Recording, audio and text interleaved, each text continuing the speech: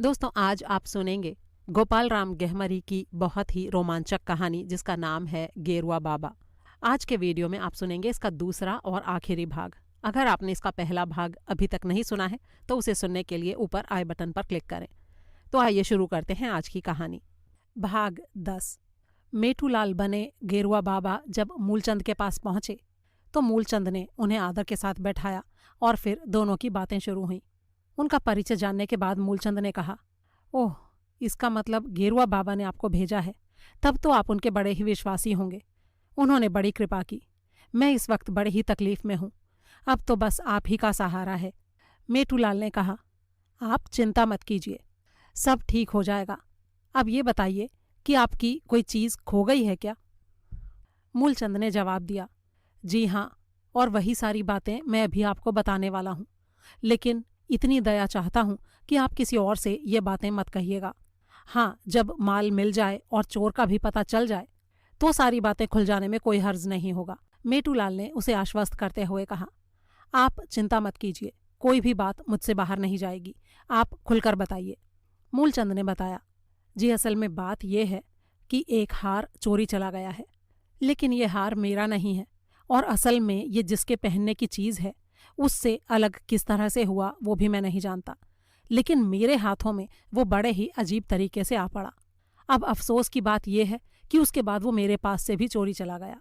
असल में बात यह है कि जब ये मुझे मिला तब शाम को मैं उसे अपनी पत्नी प्यारी को लौटाने के लिए जा रहा था। वहां पर एक बड़ी आफत आई। एक डाकू ने उसे मुझसे छीन लिया और मेरी ये दशा कर दी। ऐसा लगता है कि वो डाकू मुरलीधर के घर पर हाथ मारने जा रहा था। अगर मैं बीच में नहीं मिला होता तो शायद वो उन्हीं पर वार करता। ये बात सुनने के बाद मेठूलाल ने सवाल किया, देखिए, मुझे आपकी बात कुछ ठीक से समझ नहीं आई। आपकी बात से इतना तो पता चल रहा है कि मुरलीधर के घर में प्यारी नाम की कोई लड़की है और उसका हार आपके हाथ लग गया है। अब मुरली बाबू का नाम तो पूरा शहर जानता है और उनकी कोठी भी मुझे मालूम है, लेकिन चोरी का पूरा हाल अगर आप ठीक से बताएं तो बड़ी मेहरबानी होगी। अभी बस यही बातें हो रही थी कि नौकर ने वहां पहुंचकर खबर दी कि डाकघर का हरकारा बाहर मिलने आया है। इतना सुनते ही मेठूलाल मूलचंद के पास से उठकर बाहर चले गए और फिर उसके बाद बाहर जो बातें हुई वो सब आप पहले ही सुन चुके हैं। अब चिट्ठी मिलने के बाद नोखा की चिट्ठी में लिखी घटना की मेठूलाल को सबसे ज्यादा चिंता हुई। इसी से एक बहुत जरूरी काम आ पड़ने की बात कहकर उन्होंने मूलचंद से मोहलत मांगी और तुरंत वहां से निकल गए। रास्ते में एक जगह पर जाकर फुर्ती से उन्होंने गेरुआ बाबा का वेश बनाया और तुरंत मुरलीधर के मकान पर पहुंच गए। सब लोग उन्हीं की राह देख रहे थे। जब वो अंदर गए तो मुरलीधर दूसरे आदमियों को विदा करके नोखा और फेंकनी के साथ प्यारी की खटिया के पास ही बैठे थे। उन्हें देखकर गेरुआ बाबा ने कहा, अरे, आपके ऊपर तो एक और आफत आई फिर से। मुरलीधर ने कमजोर स्वर में कहा, क्या कहूँ बाबा जी, जब दिन खराब होता है तो ऐसा ही होता है। देखिए, आपके सामने ही सब है। इस बार तो लगता है सब कुछ चौपट ही हो गया है। घर में चारों तरफ नजरें घुमाते हुए गेरुआ ने कहा, जरा पूरी बात विस्तार से बताइए तो। मुरलीधर ने बताना शुरू किया, मैं तो बाहर के कमरे में था साहब। भीतर से चिल्लाने की आवाज सुनकर आया तो पता लगा कि आवाज प्यारी के कमरे से आ रही है, लेकिन दरवाजा बंद था। हमने जोर लगाया तो कब्जा टूट गया। जब अंदर आए तो देखा सारी चीजें तितर बितर पड़ी थी। लड़की नीचे खून से डूबी पड़ी थी। पता नहीं किस चांडाल ने उसकी ये दशा की है। अब आप ही देखिए ये सब। उनकी बात सुनकर गेरुआ बाबा ने घर के अंदर बाहर चक्कर लगाया और सब कुछ ठीक से जांच की। खिड़की खोलकर भीतर बाहर भी देखा। वहां पर उनको खून से लथपथ एक छोटे से पांव का निशान नजर आया। खिड़की के पास फव्वारे की भी उन्होंने अच्छी तरह से जांच की। अब ये तो वो जानते ही थे कि फव्वारे पर आदमी नहीं चढ़ सकता। अगर कॉर्निस पर अपना वजन डालकर भी उतरा हो तो भी फव्वारे पर जोर पड़ता और वो बोझ से टूट जाता। लेकिन आश्चर्य की बात यह थी कि फव्वारे पर भी एक जगह वैसा ही खून भरे पांव का निशान लगा हुआ था। इससे ऐसा लगता था कि जरूर उस चांडाल ने वहां भी पांव रखा था। मुरलीधर भी उनके साथ निशानों को देख रहे थे। उन्होंने कहा, इन निशानों से तो ऐसा लगता है साहब कि वो फव्वारे पर से ही आकर यहाँ उतरा है। लेकिन ये तो बड़ी हैरानी की बात है कि आदमी के वजन से फव्वारा टूटा क्यों नहीं? गेरुआ ने जवाब दिया, उसने इन दोनों जगहों पर पांव रखा है, लेकिन ये कोई इंसान नहीं है। मुरलीधर का मुंह खुला का खुला रह गया। क्या कहते हैं साहब? इंसान नहीं है तो फिर क्या है? उसी समय फेंकनी ने पीछे से कहा, अरे बीबी जी को होश आ गया। मुरलीधर तुरंत पलंग के पास पहुंचे। गेरुआ बाबा जहां थे वहीं खड़े रहे। उसी समय नोखाबाई ने गेरुआ के पास पहुंचकर धीरे से कहा, लगता है अब इस चोरी का भेद खुल जाएगा बाबू।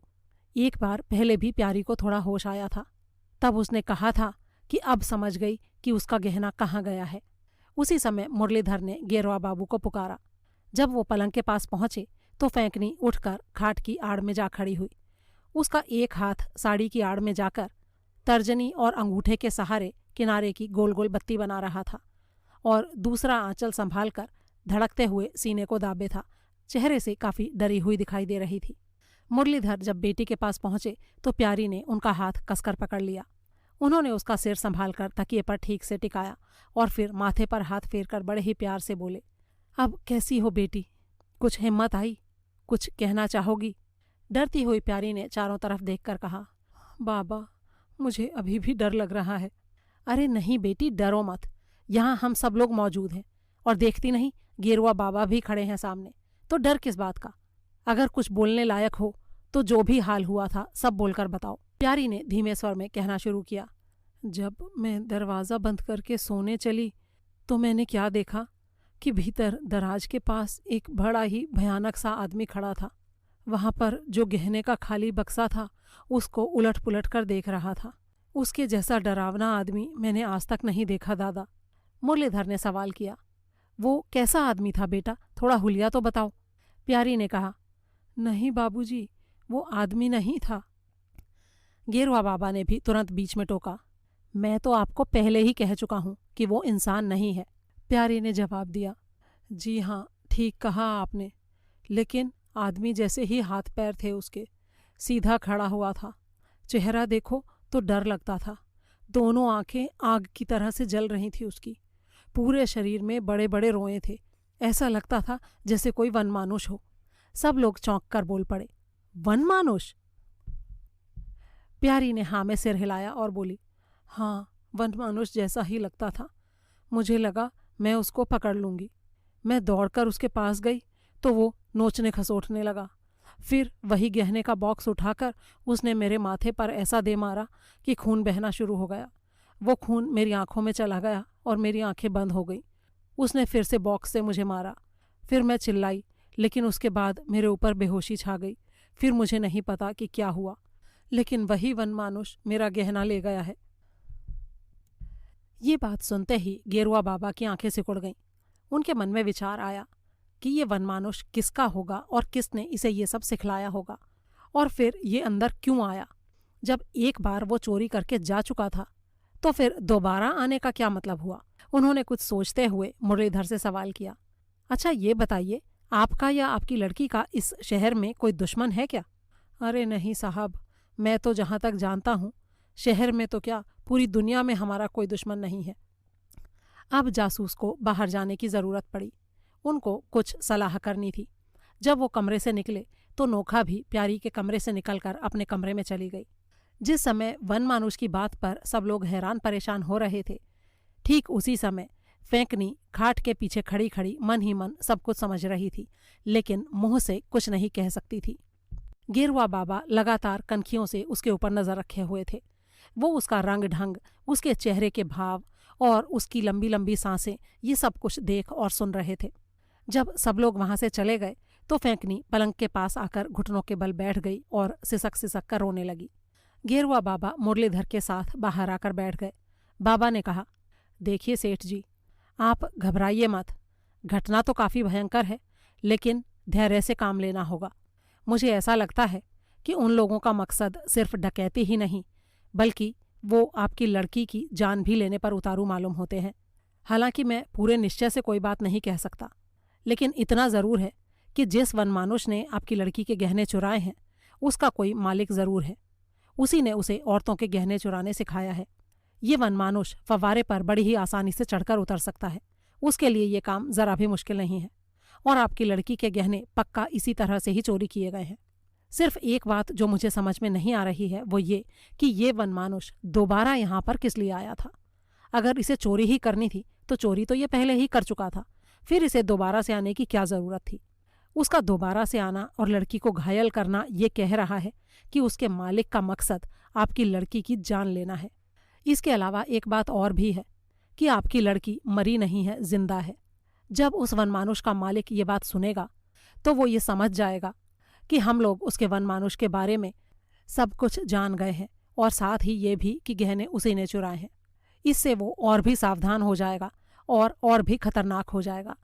इससे बेहतर ये होगा कि आप सबके ऊपर ये जाहिर करें कि डाकू घर में घुसकर माल असबाब ले गए हैं और लड़की को भी इतना जख्मी कर गए हैं कि उसकी जान निकल गई है। ये बात सुनकर वो लोग थोड़े निश्चिंत हो जाएंगे और समझेंगे कि असली बात किसी के ऊपर जाहिर नहीं हुई है। लेकिन लड़की को यहाँ रखने से काम नहीं चलेगा, क्योंकि यहाँ रखने से तो भेद कभी ना कभी खुल ही जाएगा। इसलिए बेहतर होगा कि कोई विश्वासी आदमी प्यारी को दूर ले जाकर उसकी सुरक्षा करे। तब सब लोग समझेंगे कि लड़की वाकई मर गई है। इसके लिए मैं आपको एक तरकीब बताता हूँ। मैं एक ऐसी दवा लड़की को खिला दूंगा जिससे लड़की मुर्दे की तरह हो जाएगी, यहाँ तक कि डॉक्टर भी नहीं पहचान सकेगा। फिर उसका दाह संस्कार करने के बहाने से उसे यहाँ से निकाल लिया जाएगा। उसके बाद उसकी सुरक्षा की जिम्मेदारी मेरी है, लेकिन ये सारा काम बड़ी ही होशियारी से करना होगा और मरघट तक भी अपने विश्वासी आदमियों को ही ले जाना होगा। एक तो आप खुद ही रहेंगे और बाकी मेरे आदमी रहेंगे। अगर हम ऐसा नहीं करते हैं तो इस चोर को पकड़ना बहुत ही मुश्किल हो जाएगा और आज रात तक अगर इसे नहीं पकड़ा गया तो ये मामला हाथ से बाहर निकलने की भी पूरी संभावना है। मुरलीधर पहले तो इस बात के लिए राजी नहीं हुए, लेकिन काफी कुछ समझाने बुझाने पर आखिरकार उन्होंने हामी भर दी। गेरुआ बाबा ये कहकर वहां से चले गए कि वो थोड़ी देर में दवा लेकर आते हैं। कुछ देर बीत जाने पर गेरुआ बाबा फिर से मुरलीधर के मकान पर पहुंचे और दवा देकर वापस लौट गए। ऑफिस में पहुंचकर उन्होंने पूरे दिन की ज़रूरी बातें अपनी पॉकेट बुक में लिखीं और फिर थोड़ी देर आराम करने के लिए चले गए, क्योंकि अगला दिन बेहद भाग दौड़ भरा होने वाला था। भाग 11। सवेरे होते ही मुरलीधर के मकान पर रोना पीटना शुरू हो गया। फेंकनी और नोखाबाई गला फाड़ फाड़ कर रोने और चिल्लाने लगीं। मुरलीधर भी लड़की के कमरे में जाकर शोक के मारे अधीर होने का दिखावा करने लगे और घर के बाकी सब आदमी भी उदास हो गए। डॉक्टर को बुलाया गया और उन्होंने जांच करके बताया कि मामला खत्म हो चुका है। उसकी बात सुनकर मुरलीधर ने रात की घटना सब लोगों को बताते हुए कहा, अरे क्या बताऊं साहब, रात को डाका पड़ा था। एक डाकू मेरी प्यारी को घायल करके भाग गया। सिर से बहुत देर तक खून बहता रहा, लेकिन फिर भी ऐसी उम्मीद नहीं थी कि जान ही निकल जाएगी। इसी से रात को बस डॉक्टर को नहीं बुलवाया, लेकिन जब लड़की होश में आई तो बहुत ही डरी हुई थी, रह रहकर चौंक उठती थी। देखा तो उतने डर की बात नहीं थी, इसीलिए फेंकनी नौकरानी को यहाँ रख के हम लोग चले गए।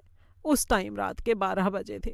घंटे भर के बाद आके मैं फिर से देख के गया, दवाई भी पिला के गया, लेकिन कुछ घंटे बीतने के बाद नौकरानी ने खबर दी कि लड़की तो बिल्कुल काठ की तरह से पड़ी है, हिलती डुलती तक नहीं और ना ही सांस चल रही है। और तब हमने आपको बुलाया डॉक्टर साहब। डॉक्टर ने जवाब दिया, आपके खानदान वालों का दिल बहुत ही कमज़ोर है साहब, इसीलिए ऐसी हालत हुई है, नहीं तो जख्म कोई उतना गहरा था नहीं। दिल की हरकत बंद होने से ये लड़की मरी है। मैं सर्टिफिकेट लिख देता हूँ और सुबह ही मैं पुलिस वालों से मिलूंगा। आप उसकी चिंता मत कीजिए और उस चांडाल डाकू को पकड़ने की जल्दी से जल्दी कोशिश कीजिए। और हाँ, दाह संस्कार में जल्दी मत कीजिएगा। पुलिस की रिपोर्ट आ जाने पर ही दाह संस्कार करना ठीक रहेगा। यही सब बातें समझाकर डॉक्टर वहां से चला गया। भाग 12। जिस सड़क पर मुरलीधर का मकान है उसी के मोड़ पर एक छोटी लेकिन साफ सुथरी 3 मंजिली इमारत है। उसमें एक औरत रहती है। उसकी उम्र होगी कोई 48-50 के करीब। उसके साथ एक नौकरानी और एक टहलुआ नौकर रहता है। रंग ढंग से जान पड़ता है कि उस औरत का समाज से ज़्यादा कुछ लेना देना नहीं है। ना कोई उसके घर आता जाता है और ना ही वो किसी के घर जाती है।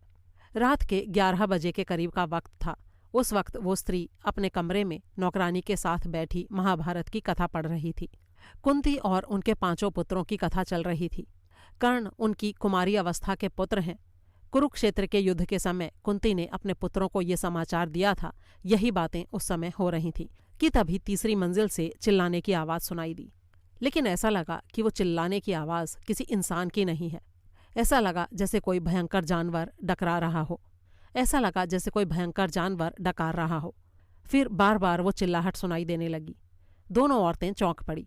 जब वो औरत आवाज का पीछा करते हुए ऊपर वाली कोठरी में पहुंची तो उसने देखा कि दरवाजे पर भोंकू लाठी लिए खड़ा था और अंदर एक भयंकर सा जानवर था, जिसके हाथ पांव आंखें सब आदमी जैसे थे, लेकिन मुंह बंदर से मिलता जुलता था। पूरे शरीर में रोए भरे हुए थे और वही जानवर जैसा इंसान भोंकू की लाठी खाकर डकरा रहा था। स्त्री ने गुस्से से कहा, अरे ये तुम क्या कर रहे हो? और ये कैसा भालू है? मैं इस घर में रहती हूं और मैं ही इसके बारे में कुछ नहीं जानती। तुम इसको यहां लेकर क्या कर रहे हो दादा? और आज तक तुमने इसके बारे में मुझसे कुछ बताया क्यों नहीं? गुस्से में ऐसा बोलते हुए वो औरत अपने कमरे में चली गई। भोंकू भी उसके पीछे पीछे गया। नौकरानी को बाहर जाने का इशारा करने के बाद भोंकू ने कहा, आप जरा शांति से बैठ जाइए मालकिन, मुझे आपसे कुछ बातें करनी है। भोंकू का ये भाव देखकर औरत चौंक पड़ी। उसके चेहरे पर दुश्मनी और बदला लेने के भाव थे। औरत चुपचाप बैठ गई और थोड़ी दूरी पर भोंकू भी बैठ गया। फिर उसने कहा, ये तो आप जानते ही हैं ना कि नौकर होने के बावजूद इस घर का असली मालिक मैं ही हूं और सब कुछ मेरे ही हाथ में है। औरत ने एक ठंडी सांस लेकर कहा, हाँ पता है, रुपया पैसा सब तुम्हारे ही हाथ में तो रहता है और यहाँ के इस मकान का किराया वगैरह सारा खर्च तुम ही तो चलाते हो। लेकिन आज ये बात तुमने क्यों उठाई? भोंकू ने जवाब दिया, आप तो जानते ही हैं, गुंधर साहू मरती बार बहुत सारा पैसा छोड़ गए थे और उनके मरने के बाद वो सारा पैसा आपको ही मिला था। औरत ने जवाब दिया, हाँ मिला था, लेकिन मुझे उसके बारे में राई रत्ती भी खबर नहीं है। कितना रुपया है या कितने के प्रॉमिसरी नोट कहाँ पर जमा है और उसका कितना सूद मिलता है, ये सब कहाँ जानती हूँ मैं। बस इतना ही जानती हूँ कि मरने से पहले तुम उनके पास थे और उसके बाद से बराबर यहीं पर जमे हुए हो। कहने को तो तुम उनके नौकर हो, लेकिन सारा रुपया पैसा तुम्हारे ही हाथ में है। तो तुम नौकर काहे के हुए? तुम तो मालिक ही हो गए ना। जब मेरा रुपया होने पर भी मेरे हाथ में कुछ नहीं है तो मैं किस खेत की मूली हूं भला? भोंकू ने बड़ी ही कुटिलता से कहा, हाँ वो सब तो मैं जानता ही हूँ। अब ये बताइए कि अगर ये सारा पैसा चला जाए तो क्या आप भीख मांग कर गुजारा करोगी मालकिन? ये तुम क्या बक रहे हो भोंकू? मुझे तुम्हारी बातें बिल्कुल समझ में नहीं आ रही और तुम्हारे ये रंग ढंग देखकर मुझे बड़ा डर भी लग रहा है। साफ साफ क्यों नहीं कहते क्या बात है? भोंकू ने जवाब दिया, देखिए मालकिन, आज जब आपने गब्दू को देख लिया है तो मैं आपको ये बताना चाहता हूँ कि आप मेरे कामों में टांग ना अड़ाएं तो ही बेहतर होगा, क्योंकि सब कुछ मेरे हाथ में है और मैं जो चाहूँ वो कर सकता हूँ। मैं आपको बता दूँ कि गुंधर साहू जो थे, जिनके साथ आप इस शहर से भाग गई थी, वो बड़े ही सुंदर, जवान और भले आदमी थे। काशी जाकर भी वो भले मानुस के जामे में ही रहे। बड़े ठाठ से उनका सारा काम वहाँ चलता रहा। वहाँ पर आप उनकी पत्नी और वो आपके पति के रूप में रहते थे, लेकिन असल में वो कोई भले भले आदमी नहीं थे। वो एक बड़े भारी डाकू थे। क्या कहते हो भोंकू? मेरे पति और डाकू थे? औरत की हैरानी की सीमा नहीं थी। भोंकू ने उसी स्वर में जवाब दिया, जी हाँ, वो असल में डाकू थे और वो भी बड़े ही भारी और बदनाम डाकू। आपको जो वो बार बार कहकर जाते थे कि किसी काम से काशी जा रहे हैं, असल में वो काशी का बहाना करके कभी पटना, कभी प्रयाग या कभी दूसरी जगहों पर जाकर अपने गिरोह से मिलते थे और डाके डाल डालकर माल इकट्ठा करते थे और उसी से उनका काम चलता था। मैं भी उन्हीं के गिरोह का एक डाकू हूँ। जब पिछली बार वो गए थे तो पुलिस वालों के हत्थे चढ़ गए, लेकिन पुलिस वाले उन्हें पकड़ नहीं पाए। बस दूर से गोली मारकर उनको घायल कर दिया, लेकिन उसी गोली की वजह से उनकी जान चली गई। मरती बार मुझसे गंगा माता और विश्वनाथ की कसम देकर वो आपको मेरे ही ऊपर सौंप गए थे और हम लोग जो कसम खाकर बात कह देते हैं उसको जान रहने तक निभाते हैं और मैंने भी आज तक उस बात को निभाया है। तब से लेकर आज तक आपका सारा खर्चा मैं ही चला रहा हूँ, तो इसलिए आप ये समझ लीजिए कि आप पूरी तरह से सिर्फ और सिर्फ मेरे ऊपर ही निर्भर हैं। औरत ने कमज़ोर आवाज़ में पूछा, तो ये इतना सारा रुपया तुम पाते कहाँ से हो? वो सब हमारा गब्दू लाता है। जिस वन मानुष को अभी ऊपर आपने देखा वही हम लोगों का खर्च चलाता है। आपके धर्म कार्य, पूजा पाठ, सबका खर्चा वही जुटाता है। मैंने उसे खरीद कर ये सारे काम करना सिखाया है। जैसे जैसे काम ये कर लेता है ना, वैसे इंसान के बस में तो है भी नहीं।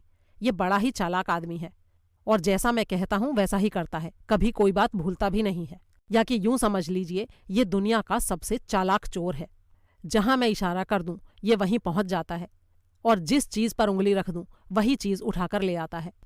बड़े आदमियों के घर में घुसकर बहू बेटियों के गहने चुरा कर लाता है और फिर उन गहनों को गलाकर पीट कर चौरस करके मैं सुनार के यहाँ बेच देता हूँ। अगर उनमें कोई हीरे या रतन जड़े हों तो उनको उखाड़ कर, काट कर और तराश के नए बनाकर जौहरियों के हाथ में बेच देता हूँ। इसी तरह से हमारा गुजारा चल रहा है। और अब आपको जब ये सारी बातें पता चल गई हैं तो आपको इस बात का पूरा ध्यान रखना है कि इनमें से एक भी बात इस घर से बाहर नहीं जानी चाहिए। समझ गई आप? वरना कहे देता हूँ ये आपके लिए अच्छा नहीं होगा। ऐसे धमकी देकर भोंकू कमरे से बाहर चला गया। औरत काफी देर तक अपने बिस्तर पर पड़ी करवटें बदलती रही। सुबह अपनी नौकरानी के साथ वो गंगा स्नान करने गई। वहां से लौटते हुए रास्ते में मुरलीधर का मकान पड़ा। उस समय घर के सब आदमी शोक मना रहे थे। अंदर से औरतों का रोना सुनाई दे रहा था। औरत की दासी ने दरबान से जाकर पूछा, क्या हुआ है भाई, यहाँ सब लोग रो क्यों रहे हैं? तब दरबान ने बताया कि मालिक की लड़की प्यारी को डाकुओं ने मार डाला है। दरबान से जब नौकरानी की ये बातें हो रही थी तो उसकी मालकिन सड़क पर खड़ी हुई थी। उसी समय दूसरी मंजिल की एक खिड़की का पर्दा उठा और खिड़की में मुरलीधर का चेहरा नजर आया। चेहरा दुख में डूबा हुआ था। उस औरत की नज़र जैसे ही उनके चेहरे पर पड़ी तो बुरी तरह से चौंक पड़ी। अरे, ये तो अभी तक जीवित हैं। मुरलीधर ने भी उस औरत और उसकी नौकरानी को देखा और फिर पर्दा गिरा दिया और फिर धीरे से भीतर चले गए। ऐसा लगा कि जो कुछ उन्होंने देखा उससे उनके दिल को गहरी चोट सी लगी। उधर नौकरानी ने सारी बात जाकर अपनी मालकिन को बताई और डाकुओं के हाथ से प्यारी के मारे जाने की बात सुनकर उस औरत के दिल में दर्द की एक तेज लहर सी उठी। भाग 13। जासूस गेरुआ बाबा सुबह सवेरे ही उठ गए। उनको मुरलीधर के घर जाना था क्योंकि पुलिस की जांच हो जाने के बाद ही लाश मिलनी थी। इन सारे कामों में बहुत ही होशियारी रखने की ज़रूरत थी। अपनी मदद के लिए उन्होंने कुछ विश्वासी आदमी अपने ऑफिस से साथ ले लिए। जब ऑफिस से बाहर निकले तो देखा कि एक हरकारा लड़का एक छोटे कद वाले आदमी के साथ सामने से आ रहा था। उस अनोखे नाटे से आदमी को देखते ही गेरुआ बाबा को बाबू मूलचंद के घायल होने की बात याद आई। उन्हें ऐसा महसूस हुआ कि वो आदमी भी ठीक वैसा ही था जो मूलचंद को घायल करके भागा था। उस आदमी ने लड़के को ऑफिस के पास छोड़ दिया और आप वहां से चला गया। वो लड़का वहीं पर टहलने लगा। गेरुआ बाबा लड़के के पास पहुंचे तो लड़के ने उनको पहचान कर उन्हें प्रणाम किया। गेरुआ बाबा ने लड़के से पूछा, अरे सुनो भाई, तुम्हारा नाम क्या है? जी, मेरा नाम नगीना है। अच्छा, रहते कहाँ हो? वो पास ही खपरेल वाले मकान में रहता हूँ। तुम्हारे माँ बाप हैं क्या? ये सुनते ही लड़के ने सिर झुका लिया और उसकी आंखों से 2 बूंद आंसू टपक पड़े। भारी आवाज से बोला, जी अब तो नहीं है। अच्छा, जो आदमी तुम्हारे साथ आया था वो तुम्हारा कौन लगता है? जी, मैं उसे जानता नहीं, मुझे पता नहीं वो कौन है। तो वो तुमसे क्या कह रहा था? जी, बस हालचाल पूछ रहा था और ये भी पूछ रहा था कि महीने की तनख्वाह बढ़ी कि नहीं। क्या उसने तुमसे ये बात आज पहली बार पूछी थी? नहीं साहब, वो जब भी मिलता है तभी पूछता है। कभी मैं किसी तकलीफ में होता हूँ तो कुछ पैसा दे भी देता है। जब मेरी नौकरी लगी थी तब इस आदमी ने मेरी बड़ी मदद की थी साहब। इस छोटी सी उम्र में मैंने बड़ी बड़ी ठोकरें खाई हैं, बहुत जगह पर नौकरी की है और ये सब देखकर ऐसा लगता है कि शायद मेरी उम्र 9 साल से ज़्यादा की ही होगी। गेरुआ ने हैरानी से पूछा, तो तुम्हें ये किसने कहा कि तुम 9 साल के हो? जी, वही आदमी कहता है, उसी से सुना है मैंने। अच्छा, इसका नाम जानते हो क्या और कहाँ रहता है ये पता है? गेरुआ ने पूछा। जी हाँ, नाम तो जानता हूँ, इसका नाम भोंकू है, लेकिन कहाँ रहता है सो मुझे मालूम नहीं। कभी कभी बस अपने आप ही आकर मुझसे मिलता है, फिर गायब हो जाता है। गेरुआ बाबा की उत्सुकता और बढ़ गई। उन्होंने कहा, अच्छा, अगर तुम इसका ठिकाना पता करके मुझे बता दो तो मैं तुम्हें 5 रुपये दूंगा। बोलो, कर लोगे ये काम? जी हाँ साहब, कर लूँगा। इतना कहकर लड़का वहाँ से चला गया और गेरुआ बाबा मुरलीधर के मकान की तरफ चल पड़े। इससे पहले आधी रात के समय जब वो मुरलीधर की बहन नोखाबाई की चिट्ठी पाकर उनके घर की तरफ जा रहे थे, तब उनके मकान से थोड़ी दूर पर मोड़ के एक मकान के सामने एक पहरे वाले सिपाही से उनकी भेंट हुई थी। वो उस मकान के सामने खड़ा बड़ी हैरानी से उधर ही देख रहा था। गेरुआ बाबा ने उससे पूछा, क्या बात है भाई, तुम यहाँ ऐसे क्यों खड़े देख रहे हो? सिपाही ने कहा, अरे इस मकान के ऊपर वाली कोठरी से एक बड़ी ही अजीब सी चिल्लाने की आवाज़ सुनाई दी अभी। उसकी बात सुनकर गेरुआ बाबा ने और तो कुछ नहीं पूछा क्योंकि वो जल्दी में थे, लेकिन उस मकान को उन्होंने अपने दिमाग में नोट कर लिया। जब वो वापस लौटे तो उन्होंने देखा कि 2 औरतें उसमें घुस रही थीं। एक मालकिन जान पड़ती थी और दूसरी उसकी नौकरानी। आज जब वो मुरलीधर के मकान पर पहुंचे तो उनको बड़ा ही उदास पाया। उदासी का कारण पूछने पर उन्होंने बताया, मैं आपको एक बात बताना चाहता हूँ गेरुआ बाबा। मैंने आपके सुपरिटेंडेंट अवधेश नारायण जी को भी खबर भेजी है। आपने यहाँ आते हुए रास्ते में 2 औरतों को शायद देखा होगा। अगर आप फिर से उनको देखें तो क्या पहचान लेंगे? गेरुआ ने जवाब दिया, हाँ मैंने उनको देखा था। वो एक 3 मंजिल वाले मकान में गई थीं और मैं उनको अच्छी तरह से पहचान सकता हूँ। लेकिन बात क्या है? मुरलीधर ने एक फ़ोटो उनके हाथ में दी और बोले, ज़रा इस फ़ोटो को देखिए। फ़ोटो को देखते ही गेरुआ ने कहा, हाँ ये तो उन्हीं में से एक का फ़ोटो है जो बड़ी उम्र की हैं और जो देखने में मालकिन जैसी लगती हैं। दूसरी वाली इनकी नौकरानी है। बात बस इतनी सी है कि ये फ़ोटो अभी की नहीं, कई बरस पहले की है। उसी समय अवधेश नारायण भी वहाँ आ पहुँचे। उनको आदर से बैठाकर मुरलीधर ने कहा, आइए, मैंने आपको इसी काम के लिए बुलवाया था। आपको याद होगा, कई बरस हुए मैंने अपनी औरत को ढूंढने के लिए आपके पास निवेदन किया था। आज मैंने क्या देखा कि वही औरत एक दासी के साथ नहाकर मेरे घर के सामने से गई है। उसे यहाँ पर देखकर मैं कितना बेचैन और परेशान हूँ कि अपनी हालत का बयान कर नहीं सकता। घर में तो पहले ही कोहराम मचा हुआ है और ऊपर से अब ये दूसरी बात। मुझे कुछ समझ में नहीं आ रहा था कि क्या करूं, इसीलिए मैंने आपको बुलवाया है। इसके बाद थोड़ी देर उन तीनों ने बातें की और फिर गेरुआ बाबा वहां से विदा लेकर मूलचंद के यहाँ चल दिए। रास्ते में वहां के अखबार का एडिटर मिला। उसको घर का नंबर और सड़क का पता बताकर उन्होंने कहा, अपने किसी रिपोर्टर को वहां भेजकर खबर लीजिए, वहां पर कोई घटना हुई है। इतना कहकर वो आगे चल दिए। रास्ते में एक जगह पर मेटूलाल का वेश बनाया और मूलचंद के मकान पर पहुंच गए। उसके बिस्तर के पास रखी एक कुर्सी पर बैठते हुए उन्होंने कहा, आप मुझे बड़ा ही लापरवाह और आलसी समझ रहे होंगे, लेकिन क्या करूं, मैं एक ज़रूरी काम में फंस गया था, इसी से जल्दी आ नहीं पाया। मूलचंद ने बड़े ही कोमल स्वर में कहा, अरे नहीं, ऐसी कोई बात नहीं है। जब आप तकलीफ करके आ ही गए हैं तो मैं जानता हूँ मेरा काम अब पूरा हो जाएगा। कल रात की घटना से मेरे मन में बड़ी ही बेचैनी है। कल मैं आपको सारी बातें बताने वाला था, लेकिन बीच में आपका बुलावा आ गया और आप चले गए। वो बात अधूरी रह जाने से मैं बड़ा ही बेचैन महसूस कर रहा था। अब मैं आपको आगे की सारी बातें बता देता हूँ। जो चीज़ मेरे पास से उस दुष्ट ने छीन ली है वो असल में एक जड़ाऊ हार था, सोने का बना हुआ था और उसमें हीरे, मोती, पन्ने और पुखराज करीने से जड़े हुए थे। उसमें जो सबसे बड़ा हीरा बीच में लगा था वो उसमें से उखाड़ लिया गया है। वो हार प्यारी का है। दहेज में और गहने जो मिले थे उनमें से उस हार को मैंने खास तौर पर देखा था। आधी रात से कुछ पहले ही मैं यहाँ पर आया था। उसके बाद मैं परदेश जाने वाला था, लेकिन इस सारी आफत में पड़कर जा नहीं पाया। मैं ससुराल से लौटकर बगीचे के किनारे किनारे आ रहा था। बाहर का फाटक खुला देखकर मुझे थोड़ा संदेह हुआ, क्योंकि रात काफ़ी हो चुकी थी। इसी कारण मैं भीतर घुसा। तब मैंने देखा कि वहाँ पर 2 चोर थे जो धीरे से रास्ते की आड़ में छिप गए। मैंने झपट कर उनको पकड़ना चाहा।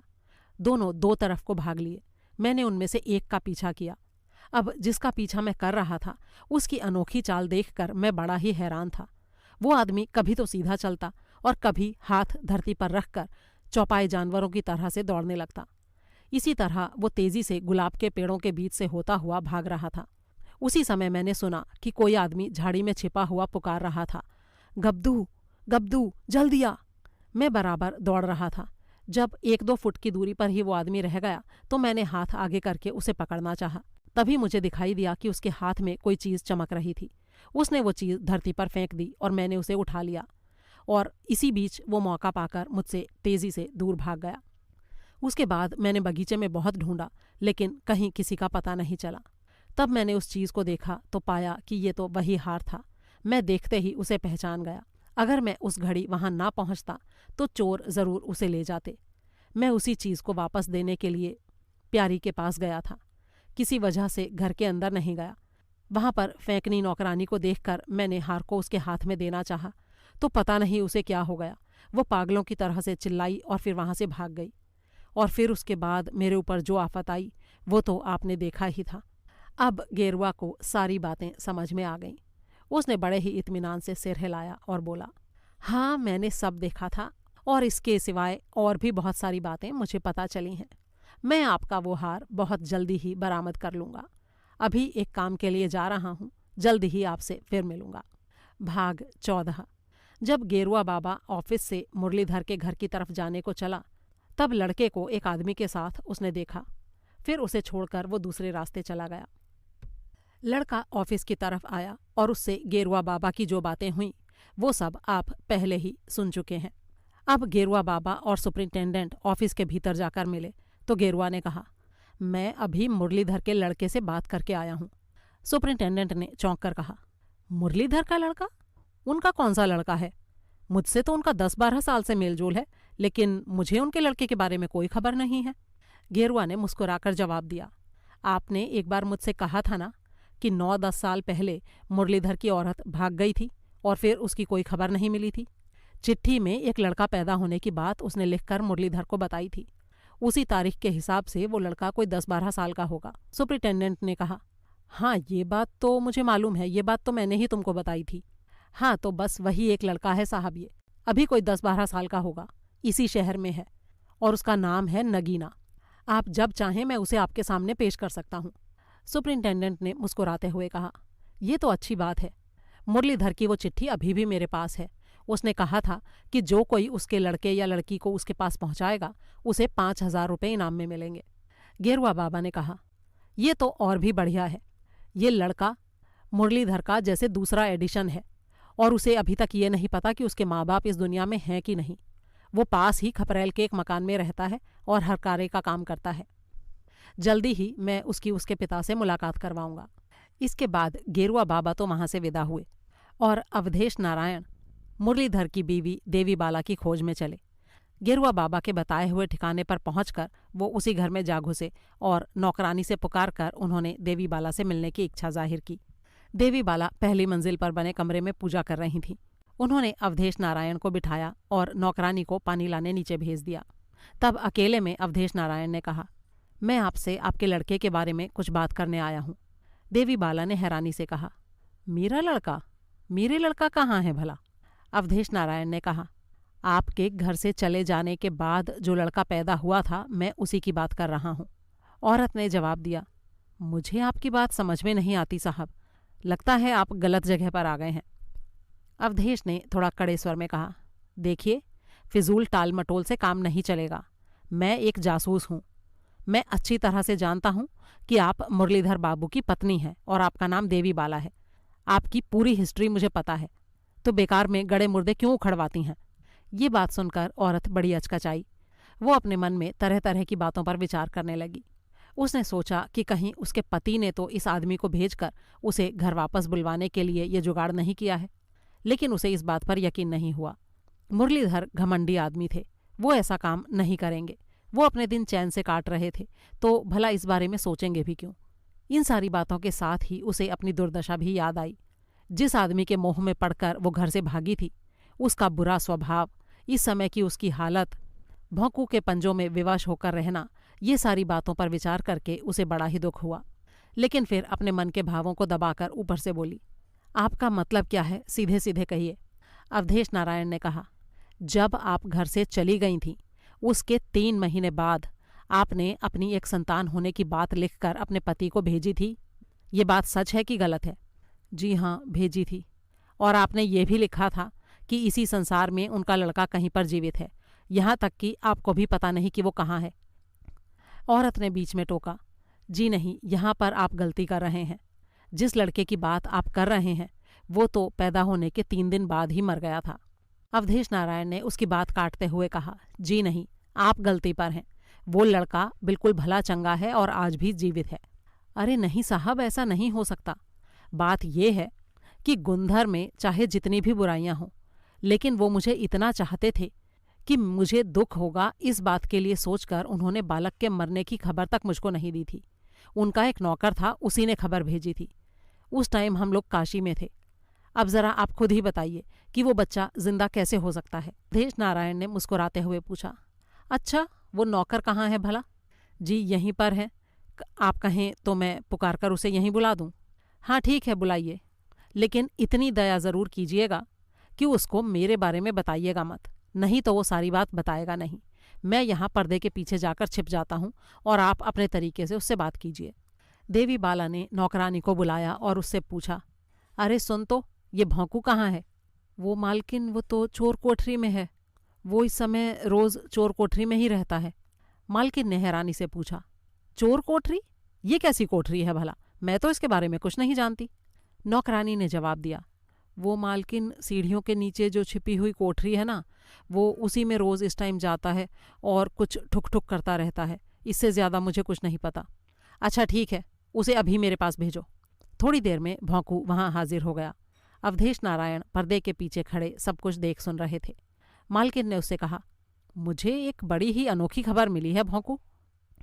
जी, कौन सी खबर मालकिन? भौंकू ने पूछा। मुझे मेरे लड़के की खबर मिली है।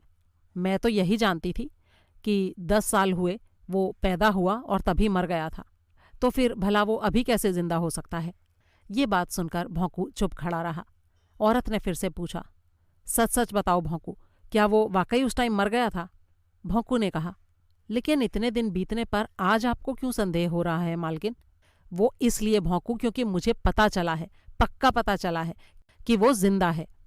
इसीलिए सारी बात सच सच बताओ मुझे। भौंकू 2 पल चुप खड़ा रहा, फिर बोला, जी मालकिन, ये बात सच है। वो बच्चा अभी भी जिंदा है। क्या कहते हो भौंकू? मेरा बच्चा जिंदा है और तुमने इतने साल ये बात मुझसे छुपा कर रखी, मुझसे झूठ बोला, लेकिन क्यों भला? भौंकू ने सिर झुकाकर थोड़ा धीमे स्वर में कहा, अभी तक तो मैं ये बात आपसे छिपा रहा था मालकिन, लेकिन अब जब बात खुल ही गई है तो मैं सब कुछ सच सच बता दूंगा। वो बच्चा अभी जिंदा है। असल में बात ये थी कि आपके पति गुंधर बाबू उस लड़के का झंझट पसंद नहीं करते थे और इसीलिए उन्होंने मुझे हुक्म दिया था कि पैदा होते ही मैं उसे गला दबाकर मार डालूं। देवी बाला डर, गुस्से और नफरत से कांप उठी। अरे बाप रे बाप, ऐसे हत्यारे? भला ऐसा भी कोई करता है? भौंकू ने कहा, मैं आपको पहले ही बतला चुका हूं मालकिन कि आपके पति बड़े ही निर्दयी और दुष्ट थे। हाँ, शरीर से जरूर सुंदर थे, जो कि आपको पता ही है, लेकिन असल में वो एक बहुत ही बुरे डाकू थे। मैंने उस लड़के को जान से नहीं मारा, एक बुढ़िया को सौंप दिया था। उसके बाद गुंधर बाबू की खुद की मौत हो गई। तब उसके बाद मैं उस लड़के को यहाँ ले आया। वो अभी एकदम ठीक ठाक है और सच बताऊं मालकिन, बड़ा ही होशियार और होनहार है। कई हजारों में एक है। मेरी बराबर उस पर नज़र है। मालकिन ने बेचैनी से पूछा, इस घड़ी वो कहाँ पर है?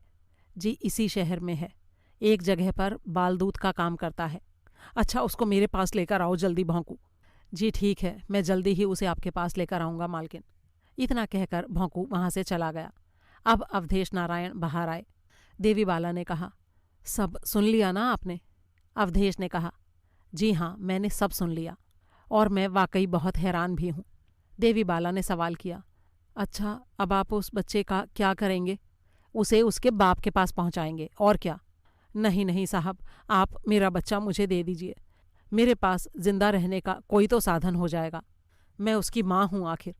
अवधेश ने कड़े स्वर में कहा, देखिए, मेरी बात आपको कड़वी तो ज़रूर लगेगी, लेकिन हकीकत ये है कि जब आप अपने पति का घर छोड़कर चली गईं, तो अब उस लड़के से मोह रखने की क्या ज़रूरत है भला? कानून तो उसे बाप के ही पास पहुंचाएगा। मैं आज आपके पास सिर्फ इसलिए आया था कि आप लड़के के बारे में शायद जानती होंगी और आपसे इस बात का मुझे पूरा पता चल जाएगा कि वो वाकई मुरलीधर का ही लड़का है कि नहीं। लेकिन यहाँ आकर मुझे पता चला कि आपको तो उसके बारे में कुछ खबर ही नहीं है। खैर, जो भी है, अब आप चिंता मत कीजिए, वो लड़का मेरे ही नज़र में है। लेकिन आप जो लड़के को मांग रही हैं, ज़रा उसके बारे में विचार करके देखिए, तो आपको समझ आएगा कि बाप के पास रहने में ही उस बच्चे की भलाई है। खाली पढ़ने लिखने की ही सुविधा नहीं होगी उसे, बल्कि मुरलीधर का वारिस भी उसके अलावा और दूसरा कोई नहीं है। लेकिन आपके पास बच्चे के रहने में बहुत गड़बड़ी है। पहले तो आपका किसी से कोई नेह नाता नहीं है, फिर उसको आप अपनी सारी बातें बतला भी तो नहीं सकती। क्या कहेंगी उससे कि आप उसके पिता को छोड़कर दूसरे मर्द के साथ भाग गई थीं, और फिर उसके बाप की सारी जायदाद को दूसरे लोग उड़ाएं? ये तो अच्छी बात नहीं है ना। मुरलीधर भले आदमी हैं, लड़के को आपके कलंक की बात कभी नहीं कहेंगे। आप सारी ऊंच नीच भला बुरा विचार कर लीजिए और फिर आपको समझ आएगा कि जो मैं कह रहा हूँ वो एकदम सही है। देवी बाला भी समझ रही थी कि अवधेश नारायण की एक एक बात 16 आने सही है। वो अपने माथे पर हाथ मारकर बुरी तरह से बिसूर बिसूर कर रोने लगीं। और अपनी कुबुद्धि को कोसने लगीं। अवधेश नारायण वहां से विदा हुए। भाग 15। जब अवधेश नारायण अपने ऑफिस में पहुंचे तो गेरुआ बाबा वहीं बैठे कुछ सोच विचार कर रहे थे। दोनों के बीच कुछ बातें हुईं और फिर दोनों अपने अपने कमरों में चले गए। तभी सड़क से अखबार बेचने वाले के चिल्लाने की आवाज़ आई। आज का अखबार, आज की ताज़ा खबर, बड़ी गजब खबर है साहब, भयंकर डकैती, बड़े घर में खून।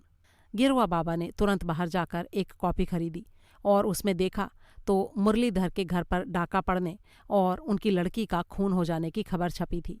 प्यारी के गहने चोरी हो जाने का समाचार भी दिया हुआ था। जिस समय गेरुआ बाबा ये खबर पढ़ रहे थे उसी समय भोंकू भी एक अखबार लेकर अपनी मालकिन के पास पहुंचा।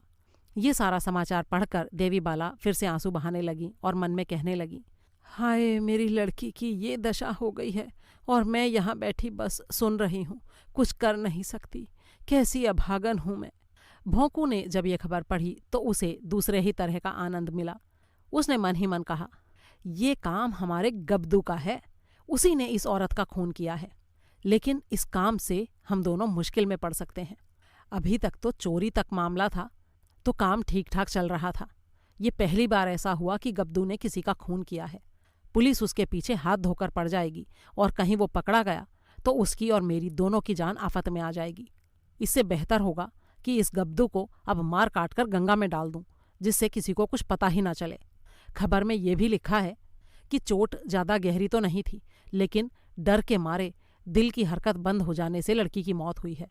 अगर मरने से पहले उसने सारी घटना किसी के आगे बयान कर दी होगी तब तो जासूस से जान बचने का कोई सवाल ही नहीं है।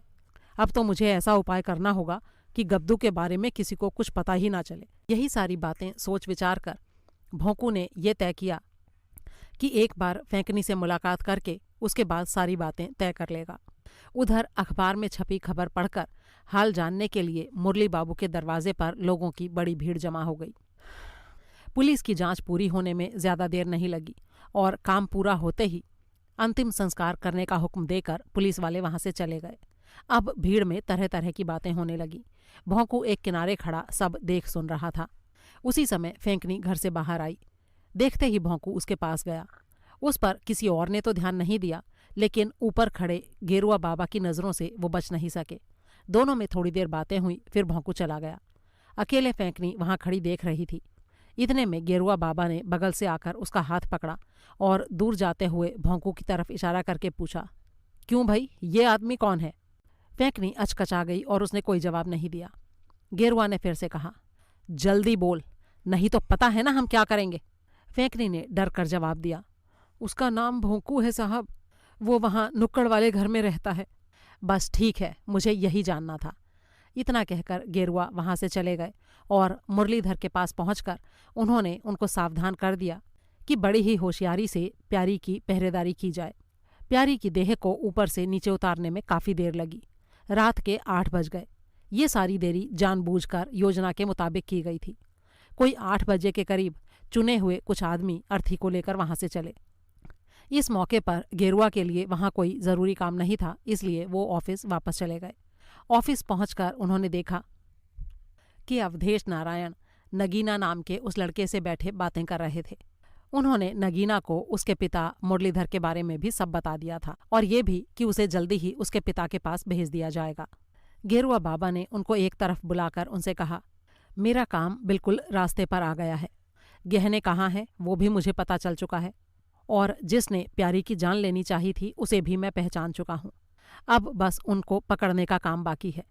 मेरा जो ये असामी है वो वहाँ नुक्कड़ वाले मकान में रहता है। उसका नाम भोंकू है।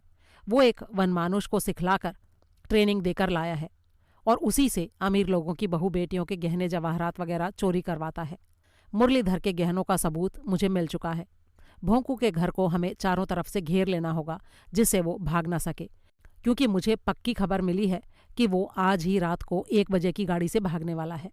अभी वो एक भी गहना बेच नहीं पाया है, तो अगर हम उसको ठीक से पकड़ लेते हैं तो हमें गहने भी मिल जाएंगे और चोर भी।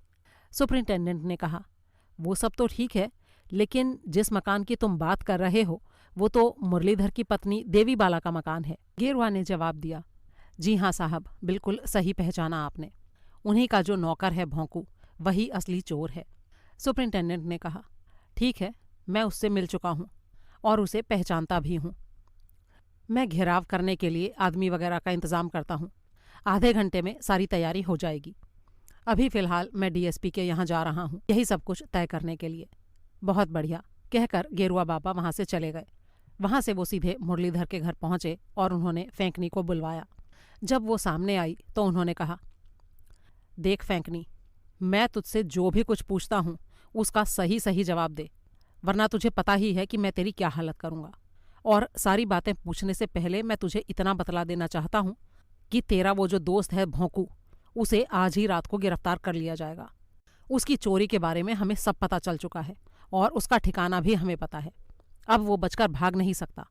तुम मुझे सिर्फ ये बताओ कि प्यारी के गहनों की चोरी के बारे में तुम क्या क्या जानती हो। तुम इसमें मिली हुई थी, ये बात मुझे पक्के तौर पर पता लग चुकी है। अगर ज़रा भी झूठ बोलने की कोशिश की तो अभी की अभी जेल में ठूंस दूंगा। फैंकनी गेरुआ के पैरों पर गिर पड़ी और गिड़गिड़ाकर बोली, नहीं साहब, मुझे जेल में मत डालिए। मैं सारी बातें सच सच बता देती हूँ। पहले मैं मेरठ में रहती थी। मेरा बाप डाकुओं के अड्डे पर रहता था। वो भोले भाले लोगों को फुसलाकर डाकुओं के अड्डे तक लाने का काम करता था। मुझसे भी वो यही काम लेता था। एक बार मेरा बाप पुलिस के हाथ में ऐसा पड़ा कि भाग ना सका, क्योंकि उसे भागते हुए गोली लग गई थी। उसी से उसकी जान चली गई। मुझे पकड़कर जेल में डाल दिया गया। तब इसी भोंकू ने अपने उस वनमानुस की सहायता से मुझे वहाँ से निकाला था। मैंने कोई बड़ा कसूर नहीं किया था, खाली डाकुओं ने मुझे बुलाकर थोड़ा काम कराया था। इसी से पुलिस ने मुझे दोबारा गिरफ्तार करने में ज़्यादा रुचि नहीं दिखाई। लेकिन बस तभी से मैं इस भोंकू के हाथ की कठपुतली बन गई। वो मुझसे कहता था कि न जाने उसके पास कौन सा कागज है जिससे वो मुझे जब चाहे जेल खाने में डाल सकता है। मेरठ से वो मुझे यहाँ लेकर आया। मैं कई बड़े घरों में नौकरानी का काम करती थी और मेरा काम था वहाँ की बेटी बहुओं के गहने कहाँ रखे हैं इसकी खबर भोंकू को देना। यही बात वो अपने वनमानुस को समझा देता है और वो भी ऐसा चालाक है कि समझकर सारा काम बढ़िया से कर देता है और गहने लाकर उसे दे देता है। जिस दिन प्यारी बीवी के गहने चोरी हुए थे उस दिन मैंने वनमानुस को देखा था। मुझे प्यारी बीवी से बड़ा मोह हो गया था, इसलिए मैं नहीं चाहती थी कि उनके गहने चोरी हों। मुझे लगा कि डराने से गहने छोड़कर वो वनमानुस भाग जाएगा। मैंने गहनों के बक्से का ताला खोलने के लिए उनकी चाबी की एक नकल बनवा ली थी। जब वनमानुस वो गहने ले जाने लगा तो मैंने उसे डराने की कोशिश की। मैंने उसके हाथ से गहने का बक्सा खींचना चाहा। उसी खींचतान में वो बक्सा खुल गया और मेरे हाथ में चोट लग गई। मैंने एक हाथ में गहने पकड़े, लेकिन वो वनमानुस बड़ा ही ताकत वाला था। वो मुझसे छीन कर ले भागा। उसने कई बार मुझे भोंकू के साथ देखा था, बस इसीलिए उसने मेरे ऊपर हमला नहीं किया, नहीं तो वो मुझे भी मार डालता। गेरुआ ने सवाल किया, अच्छा ये बताओ कि उन गहनों का एक हीरा तुम्हारे कमरे में कैसे मिला? फैंकनी ने हैरानी से कहा, इस बात से तो मैं खुद भी हैरान हूँ बाबू। मुझे खुद समझ में नहीं आया कि वो मेरे कमरे में कैसे आया। लगता है खींचतान में कहीं मेरे कपड़ों में उलझ गया होगा और वहीं से मेरे साथ मेरे कमरे में चला गया। मैं सच में उसके बारे में कुछ नहीं जानती। अब गेरुआ बाबा फैंकनी को लेकर ऑफिस की तरफ चल दिए। वहाँ पर अवधेश नारायण दबिश डालने की पूरी तैयारी पहले ही कर चुके थे। आनन फानन में उस मकान को घेर लिया गया और पूरे घर की तलाशी ली गई। बरामदे में ही सारा सामान पैक किया हुआ रखा था, मानो किसी लंबे सफर पर जाने की तैयारी हो। लेकिन पूरे घर को ढूंढ लेने के बाद भी भोंकू का कहीं पता नहीं चला। तभी अवधेश नारायण को याद आया, अरे दिन में नौकरानी एक चोर कोठरी की बात कर रही थी, हो ना हो वो वहीं पर मिलेगा। 4 पुलिस वाले तुरंत चोर कोठरी में जाकर घुसे और उन्होंने पाया कि भोंकू वहीं पर बैठा हुआ किसी काम में बिजी था।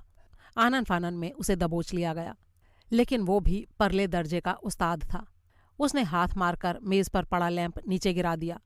एक पल के लिए अंधेरा छाया और उसी अंधेरे का फायदा उठाते हुए उसने अपनी जेब से पिस्तौल की नाल निकालकर अपने मुंह में रखकर फुर्ती से घोड़ा दबा दिया। धाए की आवाज के साथ उसके सिर के चिथड़े चिथड़े उड़ गए। उसी कोठरी से प्यारी के सारे गहने भी बरामद हो गए। जब गेरुआ ने वो सारे गहने ले जाकर मरघट से घर वापस पहुंच चुके बाप बेटी के सामने रखे तो उनकी खुशी का ठिकाना नहीं रहा। उससे भी बड़ी खुशी मुरलीधर बाबू को मिली अपने बेटे को वापस पाकर। उसके लिए जो इनाम उन्होंने घोषित किया था वो भी सुपरिंटेंडेंट साहब और गेरुआ बाबा को मिला। प्यारी के मन में अपने पति के लिए जो दुर्भाव पैदा हुआ था वो भी अब सारी बातें साफ हो जाने के बाद पूरी तरह से दूर हो गया। गेरुआ बाबा ने फेंकनी के अतीत के बारे में किसी को कुछ नहीं बताया, क्योंकि वो दिल से बुरी नहीं थी और प्यारी का भला ही चाहती थी। सिर्फ भोंकू के हाथों में पड़कर वो ये कुकर्म करने पर मजबूर हुई थी। अब उसके दिल में क्योंकि सच्चा प्रायश्चित था, इसलिए गेरुआ ने उसे उसी घर में काम करते रहने दिया।